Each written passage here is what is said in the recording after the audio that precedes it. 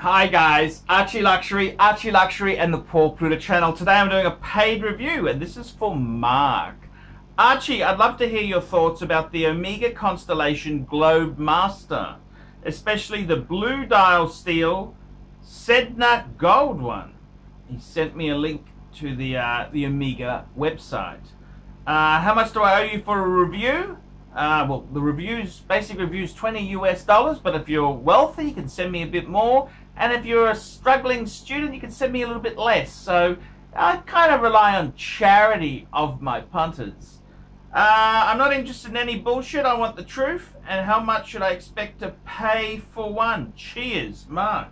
Okay, Mark, we will have a look about paying for that.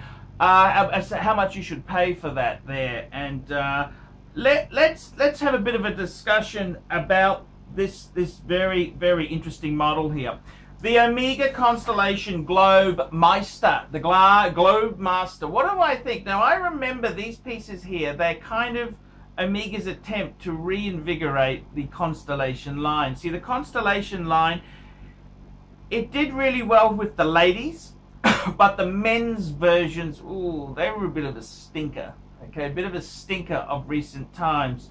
Rolex has had the Rolex Day Date, which has been an icon in the range, and you know, it's every would-be successful person gets a Rolex Day Date in their life sometime.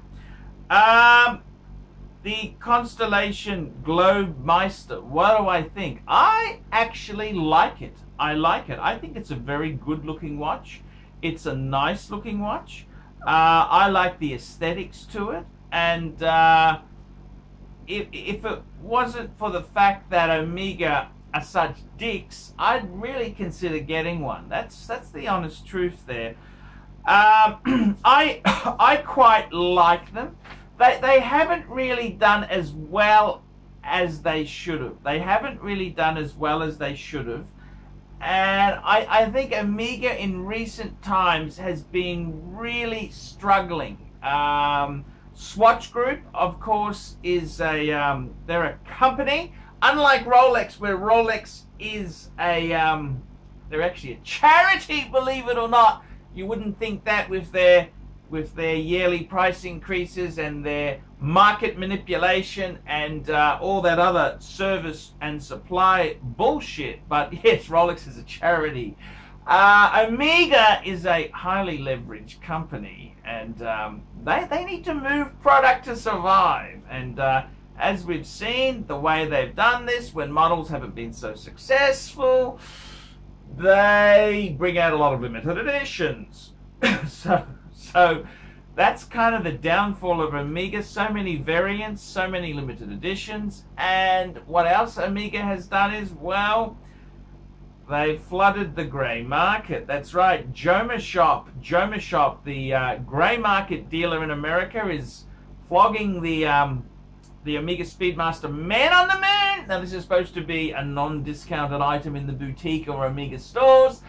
They're flogging them for $33.50, $3,350. So how can you take Omega seriously when the grey market is doing such nasty things to your brand and name? So I gotta tell you, Omega itself there, I mean, I've got the Omega Speedmaster Man on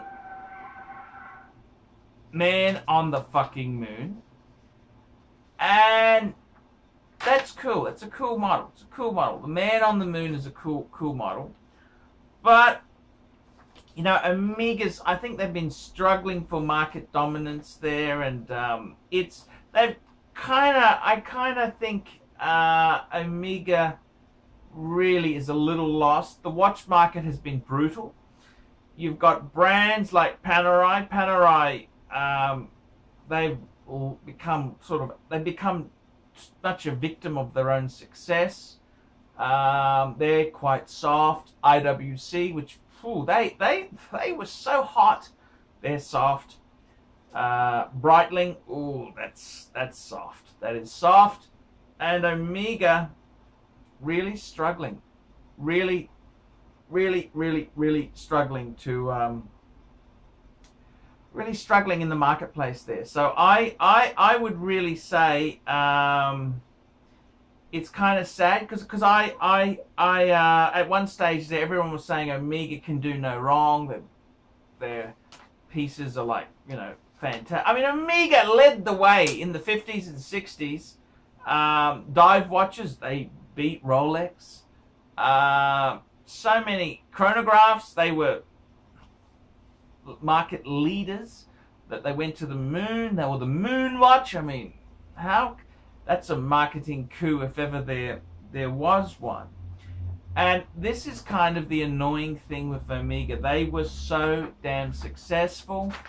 How could it all go pear-shaped? And it's a bit of an up and down industry, up and down. And in the sports genre, Omega's done okay, but in the dress watch area, it's an area that has had, you know, it's difficult to get these sales. It is difficult. I actually quite like the Globemaster. My own opinion is I think it's a great watch. It's the water resistance. It's not like a Rolex. That's one big thing about Omega is water resistance is a bummer, a big bummer, very much a big bummer. So that kind of isn't good. It's a bummer like that. I don't know if I definitely wouldn't be buying an Omega Constellation Globemaster new. That's for sure. I would be buying it up by either a grey market or a pre-owned market. That's where I'd be going. I don't think it's a terrible watch. It's a good size, 39mm size. It's kind of cool. I think it's a great watch. I don't think it's really ever reached its full potential, but the whole genre of the punter changed. So would I buy one? Yes, I'd buy a Globemaster, but I damn well would not buy it new. I wouldn't be paying retail. I'd want a massive discount. I personally would be going grey market or used. That's where I'd be going.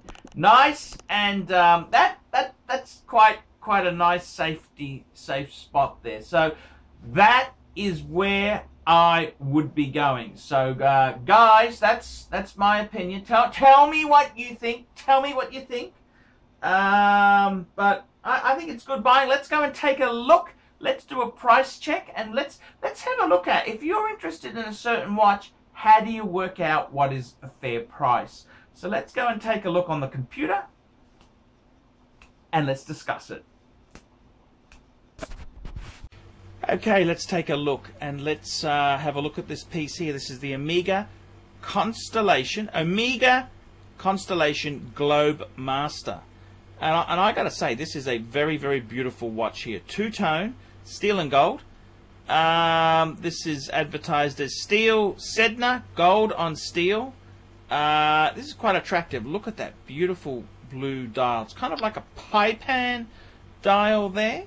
And this price is in Aussie dollars. It's $11,000. I mean, that's yeah. Okay, it is a pie pan dial. There we go. It's created in the classic pie pan style. There we go. 20mm bracelet, 39mm watch, blue dial. Yes. This is a beautiful piece. It's 100 meters waterproof. That means you would not take this anywhere near water. That's exactly right. You would not take this anywhere near water. It's not water, but well, it means you can go to the toilet and then you can wash your hands. That's what 100 meters waterproof on an Omega means. Now let's have a look. The best place, where do we go if you want to check out prices? We jump on Chrono 24. Now this is a bit of a tricky piece because it is fairly new here. So we got prices $9,000, $9,000 Aussie. So what's that, about six and a bit thousand US dollars. It's too new.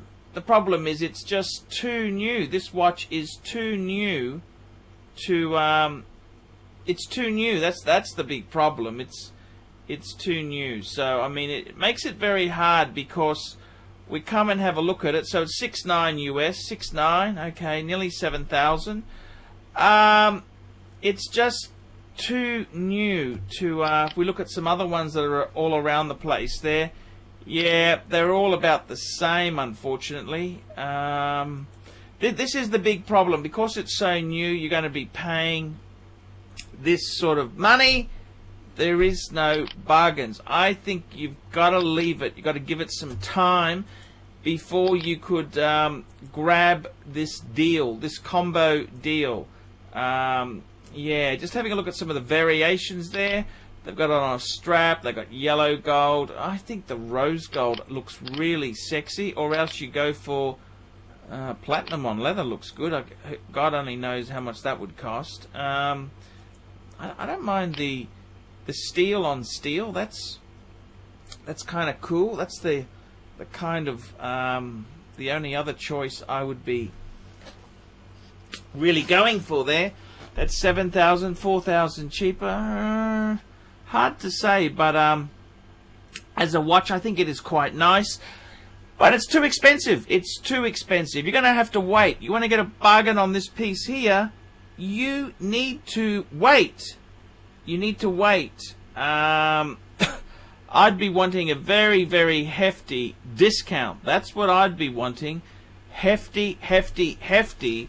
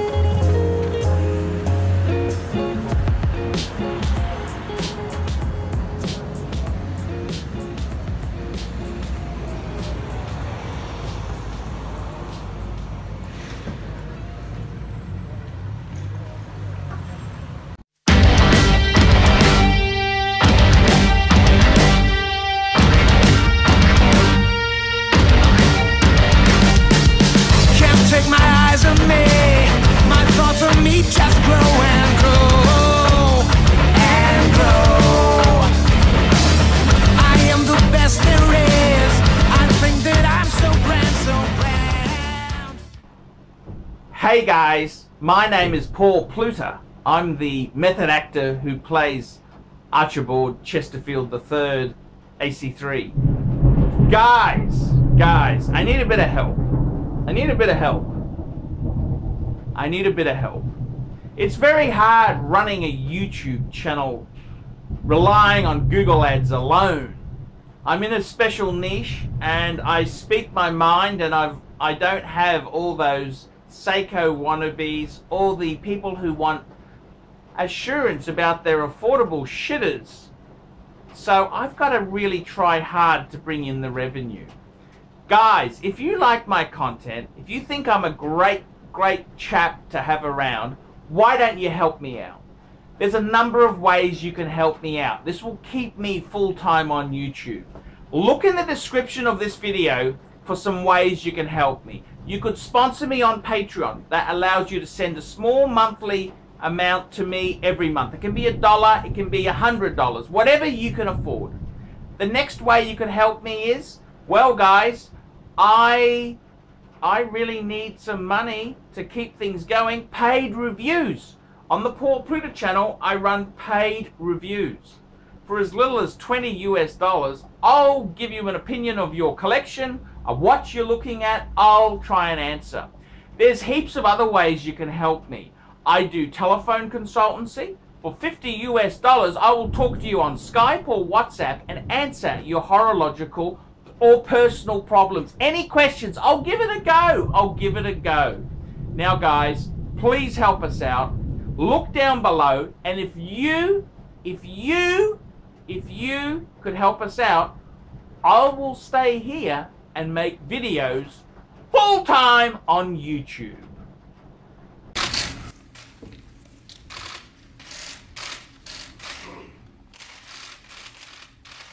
Okay,